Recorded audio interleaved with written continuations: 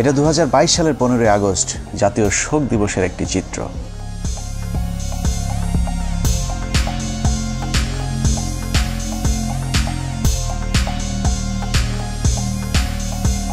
শোকে মুহ্যমান জাতির শোককে শক্তিতে রূপান্তর করে তার প্রদর্শনও দেখিয়েছে বিভিন্ন জায়গায়। খিচুড়ি নিয়ে মারামারি সহ 15 আগস্ট উপলক্ষে তোলা চাঁদাবাজির টাকা নিয়েও কামড়াকামড়ি করেছে শেখ মুজিবের আদর্শিক পুতুরেরা।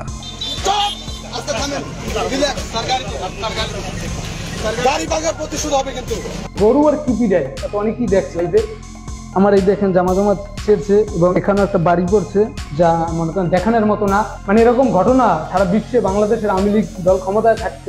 ক্রিকেট ম্যাচ হয়েছে না কালকে বরগুনায়, ছাত্রলীগ আসছে, এদেরকে আমরা গোনাই ধরি না।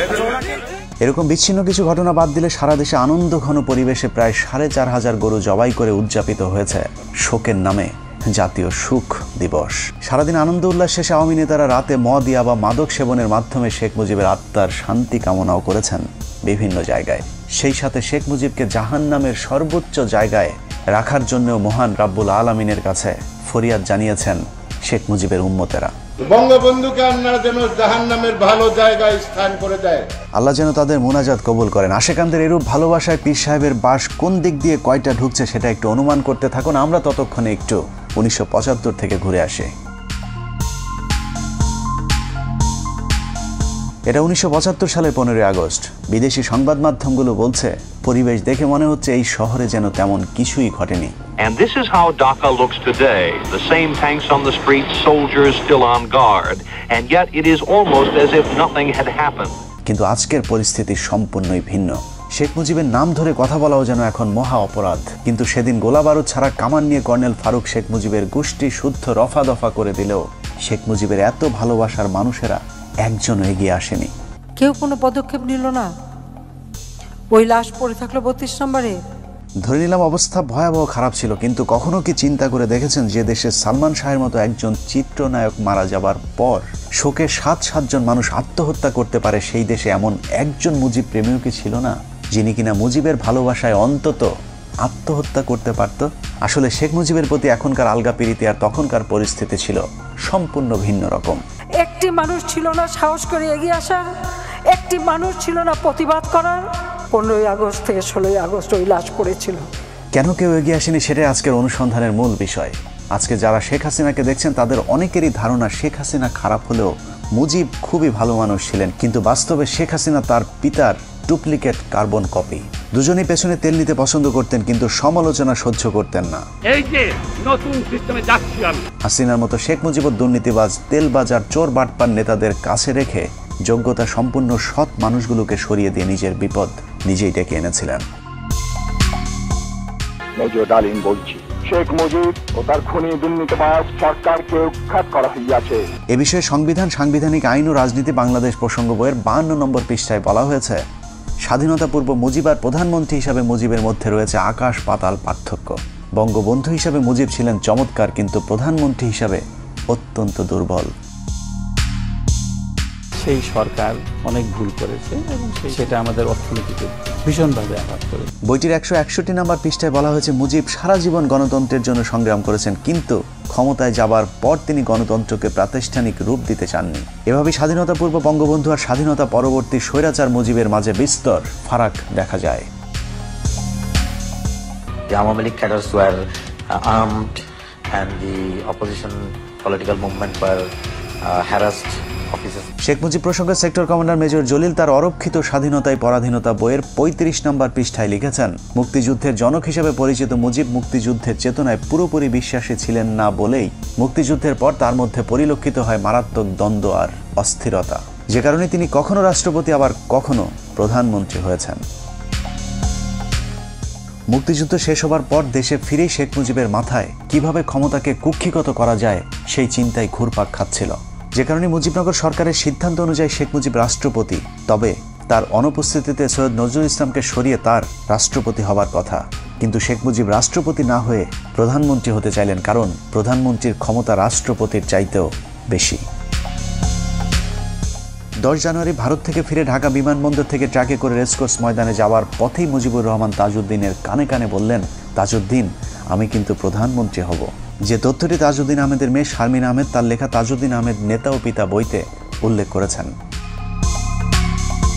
যেই কথা সেই কাজ। মুজিবনগর সরকারের অস্থায়ী সংবিধান বাতিল করে 11 তারিখে নতুন সংবিধান আদেশ জারির পর 12 তারিখে তাজউদ্দিনকে সরিয়ে প্রধানমন্ত্রীর চেয়ারে বসেন শেখ মুজিব। তার ঠিক 10 দিন পর 22শে জানুয়ারি রাষ্ট্রপতির পদ থেকে সৈয়দ নজরুল ইসলামকে সরিয়ে মুজিবের পছন্দের মানুষ বিচারপতি আবু সাইদ চৌধুরী ও পরে মোহাম্মদ উল্লাহকে রাষ্ট্রপতির পদে বসান। তবে দুজন রাষ্ট্রপতির সাথে মুজিব চাকরের মতো আচরণ করতেন। সংবিধান, সাংবিধানিক আইন ও রাজনীতি বাংলাদেশ প্রসঙ্গ বইয়ের 47 নম্বর পৃষ্ঠায় বলা হয়েছে, 72 থেকে 75 শেখ মুজিব প্রধানমন্ত্রী থাকাকালীন দুজন রাষ্ট্রপতির একজনকেও তিনি পাত্তা দিতেন না। মুজিবের অগণতান্ত্রিক ও অসাংবিধানিক কাজের বিরুদ্ধে কথা বলার সাহস ছিল না তাদের। একই পৃষ্ঠায় বলা হয়েছে, মুজিব আর ক্যাবিনেট সদস্যদের সম্পর্ক ছিল প্রভু আর ভৃত্যের মতো। ক্ষমতা পেয়ে বদলে যাওয়া মুজিবের একনায়কতন্ত্রের বিরুদ্ধে যে যখন প্রতিবাদ করেছে তাকেই তিনি তখন শায়েস্তা করেছেন। স্বাধীনতার দলিলপত্রের প্রথম খণ্ডে শেখ মুজিবের মাস্তানির এক ভয়ঙ্কর বর্ণনা তুলে ধরা হয়েছে, যেখানে বলা হয়েছে 1972 সালের 11 এপ্রিল কে ওবায়দুর রহমান সংসদে বলেন, এ পরিষদ যদি সার্বভৌম না হয় তাহলে মন্ত্রিসভার ক্ষমতার উৎস কোথায়? মাননীয় স্পিকার, আমার দাবি অবিলম্বে এই গণপরিষদকে স্বাধীন বাংলাদেশের পার্লামেন্ট হিসেবে ঘোষণা করা হোক। এ কথা বলার সময় তাকে বারবার থামিয়ে দিচ্ছিলেন মুজিবের তেলবাজ স্পিকার আব্দুল মালেক উকিল। স্পিকার কোনোভাবেই কে ওবায়দুরকে থামাতে না পারলে শেখ মুজিব স্পিকারকে বলেন, মেম্বারদের একটা বিষয়ে হুঁশিয়ার করতে চাই, স্পিকার যখন কথা বলেন তখন আর কারো কোনো কথা বলার অধিকার নাই, বললে তাকে পরিষদ থেকে বের করে দিতে পারেন। অথচ সংসদের ভেতরে স্পিকারকে প্রধানমন্ত্রীর এ ধরনের আদেশ নির্দেশ সম্পূর্ণভাবে বেআইনি। শেখ মুজিবের স্বৈরতন্ত্রের বিরুদ্ধে আরও অনেকেই কথা বলা শুরু করলে বিক্ষুব্ধ গণপরিষদ সদস্যদের শায়েস্তা করবার জন্য শেখ মুজিব ভয়ঙ্কর এক অদ্ভুত আইন তৈরি করেন, যার নাম গণপরিষদ সদস্য পদ বাতিল আদেশ। জনগণের দ্বারা নির্বাচিত প্রতিনিধিদের বিরুদ্ধে এ ধরনের আইন আজও পর্যন্ত পৃথিবীতে বিরল। এই আইনের মাধ্যমে শেখ মুজিব যখন যাকে ইচ্ছে হয়েছে গণপরিষদ সদস্যের পদ থেকে বহিষ্কার করেছেন। আইনটি পাশের মাত্র 3 মাসের মধ্যে 46 জন এমপিকে বরখাস্ত করেন একনায়ক মুজিব। একের পর এক শেখ মুজিবের স্বৈরতান্ত্রিক আইন পাশের বিরুদ্ধে তৎকালীন তরুণ parliament member barrister Amirul Islam Sheikh মুজিবকে বলেন, আপনি একা এ ধরনের আইন তৈরি করতে পারেন না। কোনো আইন তৈরি করতে হলে অবশ্যই আইন পরিষদের অনুমতি নিতে হবে। এতে ক্ষিপ্ত হয়ে মুজিব আমিরুল ইসলামকে বলেন, তুমি একজন অদক্ষ যুবক, তুমি দেশ পরিচালনার কি জ্ঞান রাখো? একই পৃষ্ঠায় বলা হয়েছে, মুজিব জরুরি অবস্থার ভয় দেখিয়ে বলেন, আমি চাইলে 3 বছরের জন্য কোনো কথা হবে না, কোনো সমালোচনা সহ্য করা হবে না, কোনো গণতন্ত্র চলবে না।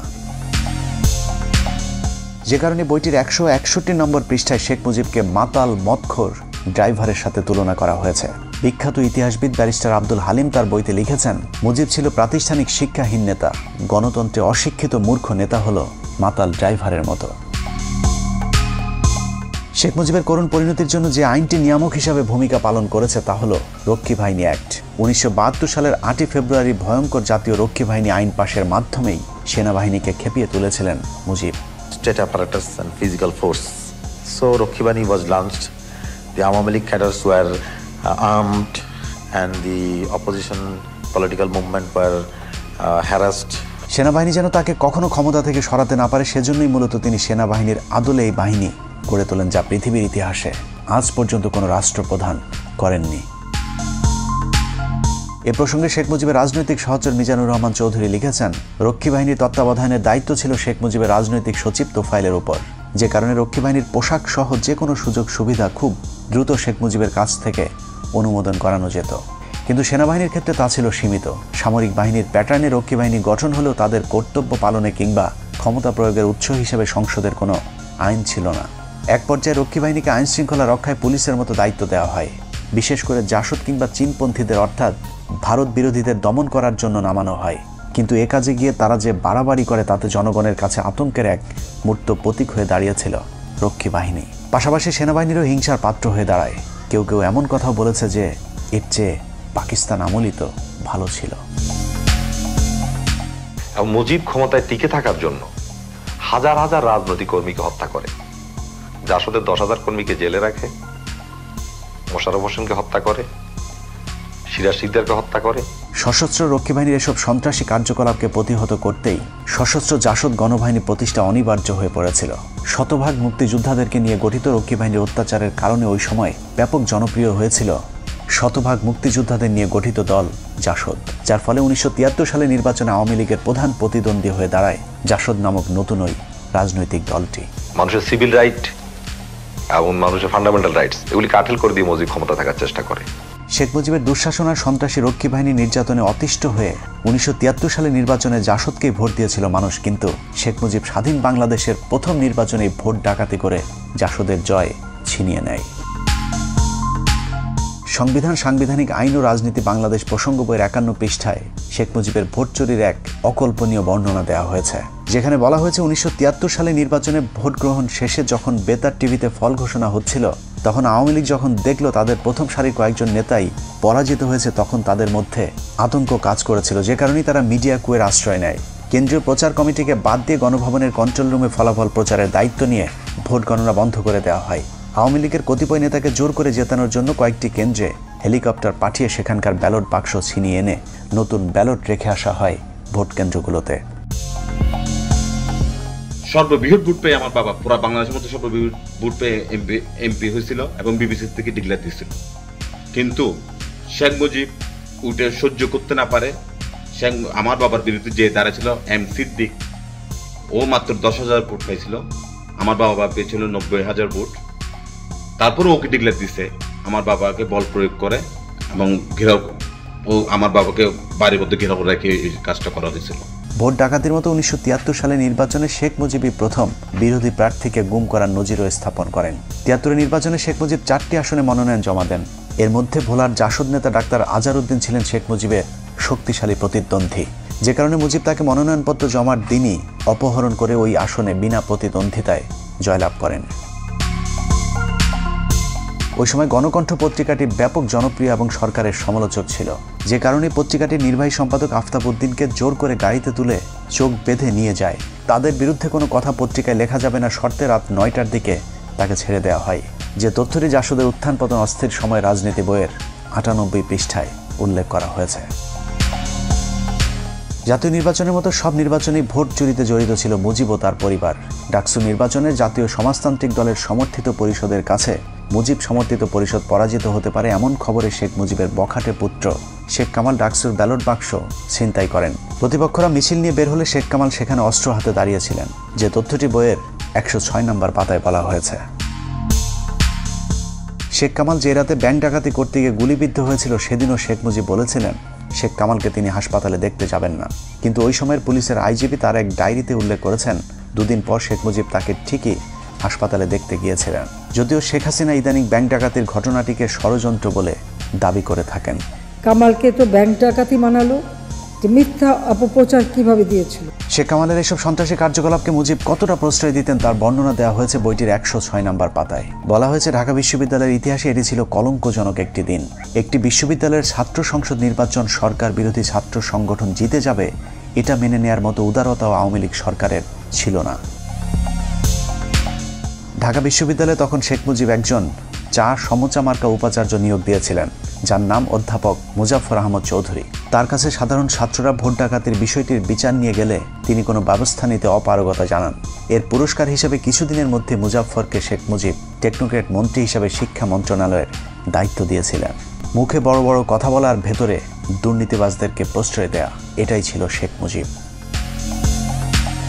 এভাবেই ভোট চুরির মাধ্যমে ক্ষমতায় আসার পর আওয়ামী এমপিরা লাগামহীন দুর্নীতির মাধ্যমে দেশকে দুর্ভিক্ষের দিকে ঠেলে দেয়, যে কারণে 1974 সালে দেশে ভয়াবহ দুর্ভিক্ষ দেখা দেয়। তবে আওয়ামী লীগের লোকেরা তখনও ঠিক এখনকার মন্ত্রীদের মতো বেহেস্তে ছিলেন। বাস্তবে দোজকে থাকা মানুষদেরকে তখনও বেহেস্তে আসি বলতে বাধ্য করা হতো। দুর্ভিক্ষ নিয়ে সরকারের সমালোচনা করলেই চলতো তার উপর নির্যাতন। ভাত দে হারামজাদা, তা না হলে মানচিত্র খাবো। আলোচিত কবি রফিক আজাদ শেখ মুজিবকে উদ্দেশ্য করে ভাত দে হারামজাদা কবিতাটি পাঠ করলে তাকে জেলে পাঠিয়ে দেন শেখ মুজিব। ইংল্যান্ডের লোক কষ্টে আছে, অন্যান্য দেশের তুলনা করলে আমরা পাকিস্তানের 37%, আমরা তো সুখে আছি, বেহেশতে আছি বলতে হবে। বর্তমানের হাসিনা সরকারের মতোই মুজিব সরকার দেশের দুর্ভিক্ষ নিয়ে মশকরা করতেন। বিদেশি একজন সাংবাদিক মুজিবকে প্রশ্ন করেছিলেন মানুষ খাবার পাচ্ছেন না। জবাবে মুজিব বলেন এই সবই গুজব, আমরা ফ্রিতে মানুষকে খাবার দিচ্ছি বলেই মাত্র 27,000 মানুষ মারা গিয়েছে, তা না হলে কয়েক মিলিয়ন মানুষ মারা যেতে পারত। it seems that many people, perhaps tens of thousands of people, are simply not getting food in this country. It's not correct. Then people, 27,000 people could not even die. 27,000 মানুষ মারা যাওয়াকে শেখ মুজিব কিছুই মনে করেননি, যে কারণে 1974 সালের দুর্ভিক্ষের পর সারা দেশের মানুষ মুজিব সরকারের বিরুদ্ধে ক্ষোভে ফুঁসে উঠেছিল। শেখ মুজিব তখন বুঝতে পেরেছিলেন দেশে গণতন্ত্র থাকলে বেশি দিন আর ক্ষমতায় থাকা যাবে না, যে কারণে তিনি বলেছিলেন আমাদের যে অবস্থা, আগামী নির্বাচনে আমরা 25-30টির বেশি আসন পাব না, তখন স্বাধীনতা বিরোধীরা আমাদেরকে কচু কাটা করবে। এই উপলব্ধি থেকে শেখ মুজিব জোর করে ক্ষমতায় থাকতে বাকশাল গঠনের পরিকল্পনা হাতে নেন। আজীবন ক্ষমতায় থাকার এরকম অগণতান্ত্রিক পরিকল্পনার সাথে আওয়ামী লীগ নেতারাও এক হতে পারেননি, কিন্তু যারাই বাকশালের বিরোধিতা করেছিল তাদের অবস্থা কতটা দুর্বিষহ হয়েছিল তা ওই সময়ের বিভিন্ন রাজনীতিবিদদের বক্তব্যে উঠে এসেছে। Mujib Saab went for Bakshal, which means one leader, one party, one country.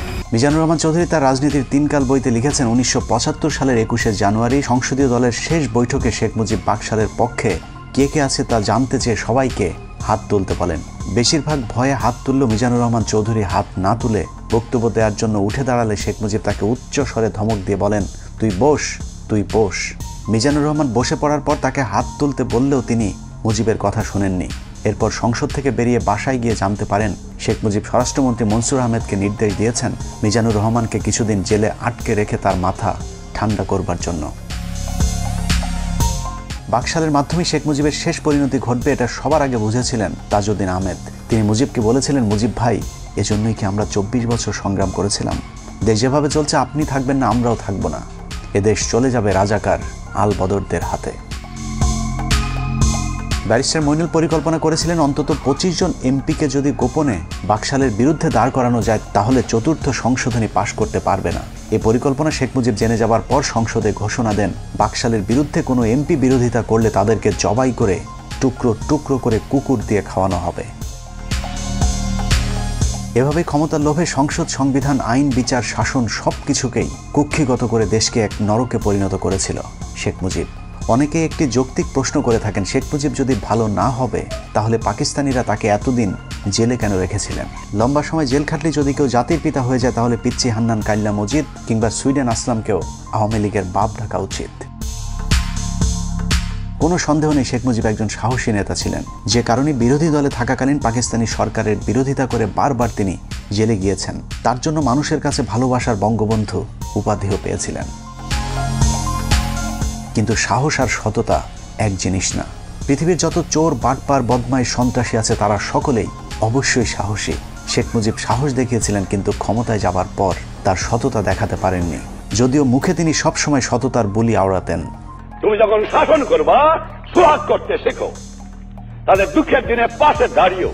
প্রতিটা রাজনীতিবিদ এরকম মধুর মধুর কথা বলেন। অপ্রিয় হলেও সত্য, এদেশে রাজনীতি মানেই নেতাদের লাভজনক ব্যবসা। প্রতিটা রাজনীতিবিদ বিরোধী দলে থাকাকালীন জনগণের অধিকারের কথা বলে, আবার ক্ষমতায় গেলে চুরি করে, ঠিক যেমনটা বিএনপির অনেক নেতা করে দলকে ডুবিয়েছে। এখনো বিএনপির অনেকেই অপেক্ষায় আছেন দল ক্ষমতায় এলে আবারও আল্লাহর নাম নিয়ে চুরি শুরু হবে, কিন্তু এখন তারাই আবার আওয়ামী লীগের চুরির বিরুদ্ধে কথা বলে। এটার নামে রাজনীতি, সাহিত্যের ভাষায় যাকে বলা হয় সুযোগ না পেয়ে ভদ্র। শেখ মুজিবও যতদিন ক্ষমতা না পেয়েছেন ততদিন সৎ ছিলেন, মানুষের অধিকার নিয়ে কথা বলতেন, কিন্তু ক্ষমতা পেয়েই হয়ে যান বেয়াদব, দুর্নীতিবাজ, স্বৈরশাসক। কাউকে সম্মান করতেন না মুজিব, তার চেয়ে বয়সে বড় মানুষদেরকেও তিনি তুই করে ডাকতেন। ক্ষমতা তাকে এতটা অহংকারী করে তুলেছিল যে বিদেশি গণমাধ্যমের সামনেই কলকিতে সুখ টান দিতেন। এভাবেই প্রধানমন্ত্রীর পদটিকে তিনি কলঙ্কিত করেছিলেন।